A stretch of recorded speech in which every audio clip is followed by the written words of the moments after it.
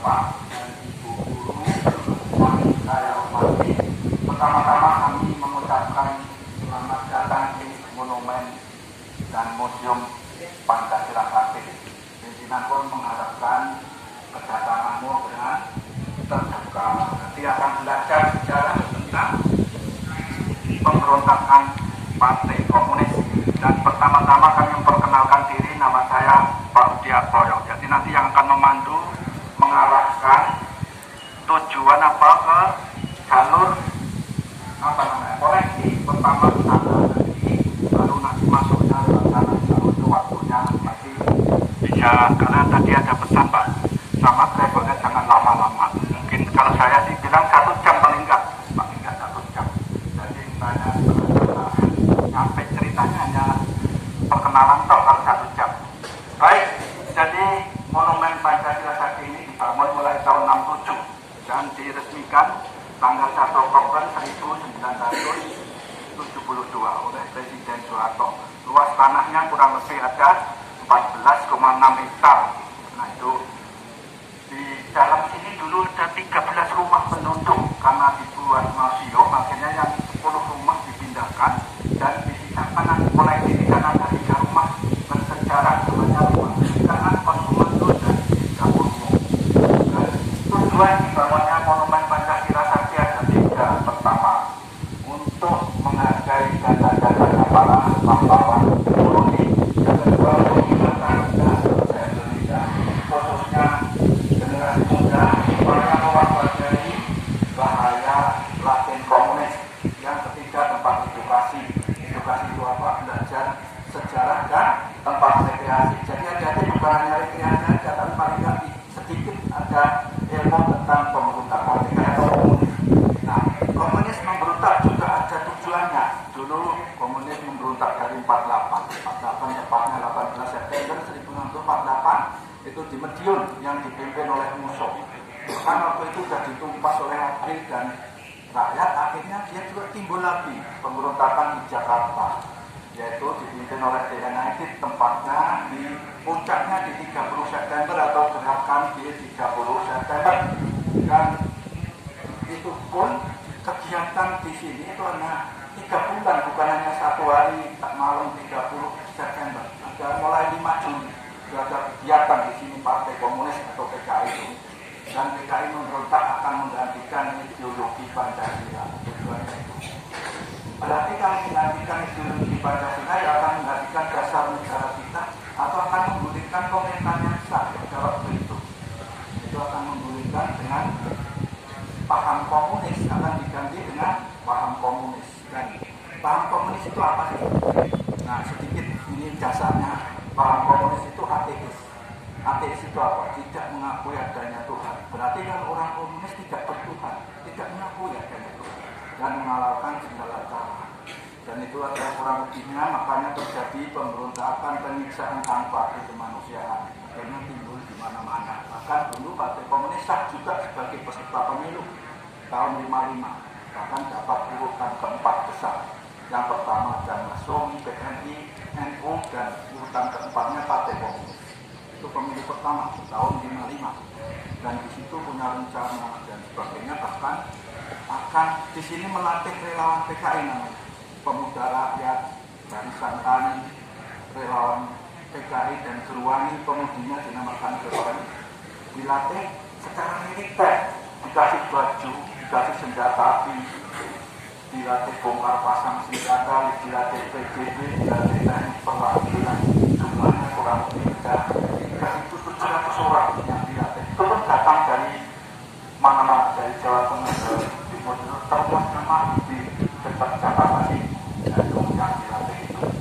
Dan akan membentuk angkatan kelima. Angkatan kelima itu kalau angkatan keempat itu angkatan darat, laut, udara, polisi itu angkatan keempat. Kelima belum ada, mau dibentuk itu sama PKI. Yaitu tadi barisan tani, para buruh, para semuanya pemuda di Indonesia, nanti persenjataan semua itu. Itu tujuannya PKI memberontak, akan mengusur kekuasaan. Akhirnya itu diselesaikan oleh 7 jenderal. Jenderal Sudirman, Jenderal Permadian, Mayor Jenderal Suprapto, Mayor Jenderal Triantono, Mayor Jenderal Parma,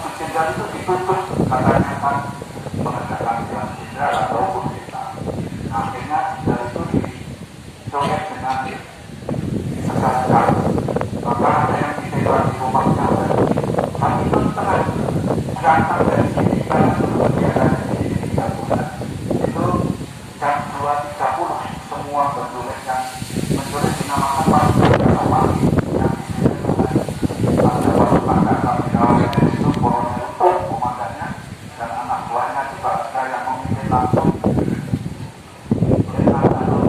itu pasukan KKP yang memimpin langsung penculikan pada malam hari itu. Dan akhirnya ada 3 jenderal yang ditembak di rumahnya dibawa ke sini sudah menjadi jenazah atau meninggal. Itu ada jenderal tadi NPA-nya Mayor Jenderal dan Pilipan Jaita ditembak di rumahnya dibawa sini dalam keadaan masih hidup. Dan yang masih sudah meninggal yang masih hidup ada 4. Itu ada jenderal dan Supranto dari jenderal Subari dan ajudannya Pak Mas Letnan 1 PAT-nya. Jenderal Nasution selamat pada waktu itu. Pas diculik itu bisa selamat. Itu juga karena dorongan dari keluarganya dan dia juga tahu persis bahwa dia akan dicelakakan sehingga melompat ke tempat penculikan itu juga sudah ditembak.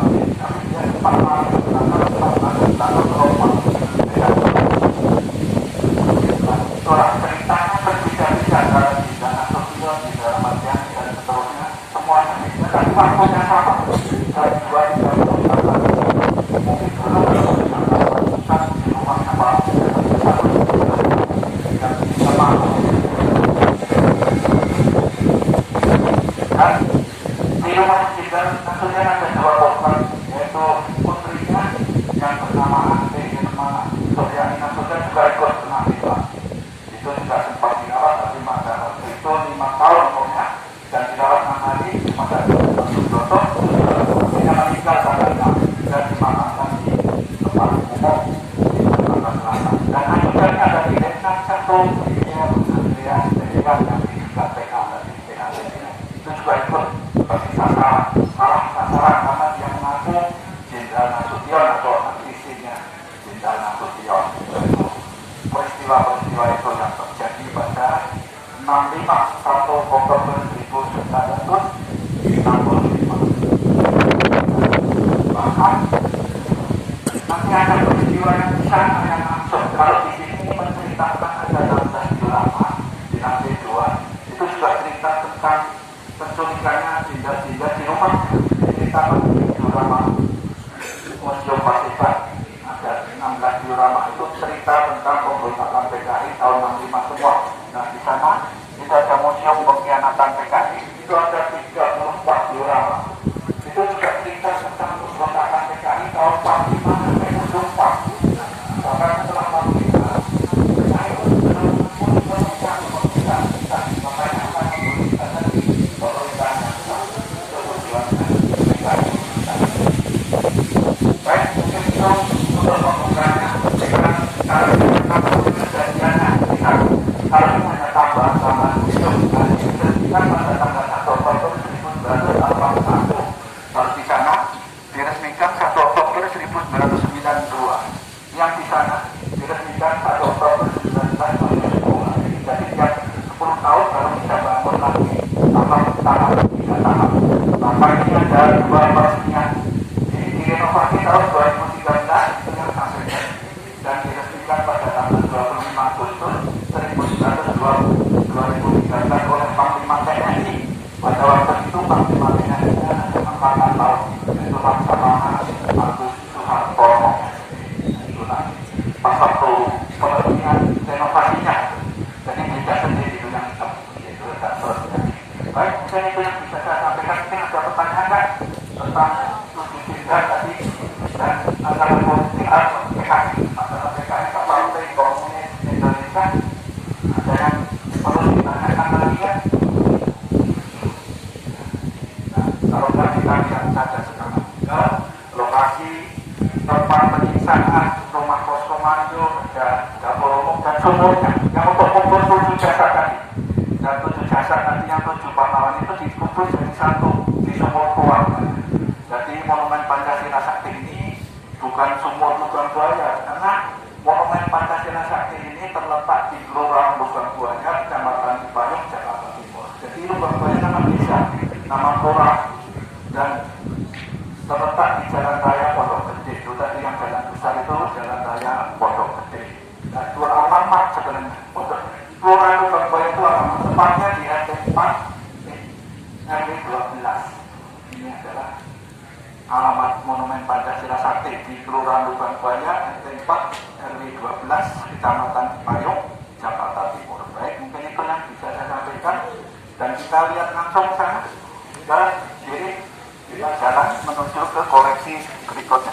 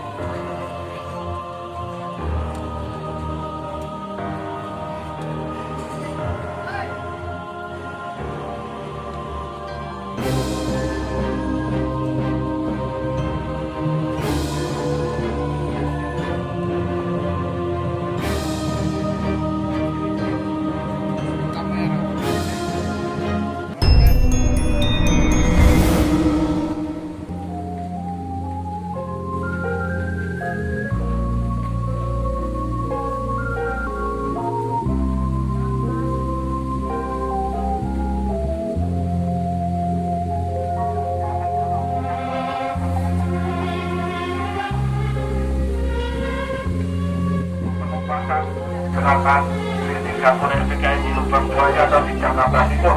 Dan setelah itu dicari tanggal 3 itu ketemunya sore juga, karena ini nggak ada bekas-bekas tanah baru dulu, dicampur dengan sampah kering yang untuk muruk di atas itu. Akhirnya pas komandannya yaitu Mayor Santoso, itu komandan RPKAD, kalau sekarang Kopassus, itu menginjak di atas sumur situ ambles tanahnya karena dibawa kan dengan sampah, dengan enggak belum padat. Akhirnya dilaporkan kepada Mayor Jenderal Soeharto untuk digali lagi, dan setelah digali itu pun sudah malam karena ketemunya jam 4 sore. Akhirnya ditunda lagi, baru tanggal 4-nya baru bisa diangkat satu persatu dari dalam sumur ini. Itu pun minta bantuan lagi kepada Komando Inti Strategi Pertahanan atau IPAK. Itu pun masuknya dengan tali menggunakan tabung oksigen karena keadaannya udah rusak, jenazah itu udah membusuk, udah bau nggak sedap. Akhirnya menggunakan tabung oksigen, dan setelah itu diangkat satu persatu. Setelah diangkat tanggal 4-nya itu diotopsi di Rumah Sakit Gatot Subroto. Dari sini dimasukkan peti dan dibawa ke Rumah Sakit Gatot Subroto diotopsi dan disemayamkan di Makam Besar TNI Angkatan Darat, dan dimakamkannya tanggal 5 Oktober pas hari April. Pada waktu itu hari April menjadi hari bergabung nasional, dan dimakamkannya di Taman Makam Pahlawan Nasional yang Batak. Jadi secara taman-tamannya ada di Taman Makam Pahlawan Nasional. Kemudian ketika mau dia marah-marah kemudian dia sampai kami menjadi masalah. Nah, jadi awalnya sebenarnya rumah ini adalah sekolahan, ya, karena Bapak Harjono pemilik rumah ini adalah kepala sekolah atau kepala sekolah di Indonesia pada saat itu. Nah, ini yang digunakan sebagai tempat penahanan atau penyitaan. Dan akhirnya itu pun sebagai pahlawan psikologi dan dinaikkan pangkat kemerdekaan bagi pahlawan. Nah, jadi ya kita lanjut ke berikutnya. Foto ini yang dimana orang rumahnya sampai nanti tutup sampai lewat dulu. Ya, yang putrinya foto dulu, kita tampilkan yang putranya. Kita kalau mau lihat silahkan kalian sama putrinya. Rumah pernikahan baru ke rumah kedua. Kita dulu. Ini putrinya, biar foto dulu putrinya di sana. Ini yang dinamakan rumah pernikahan. Yang disekar itu adalah para aparat kepolisian dalam keadaan hidup dan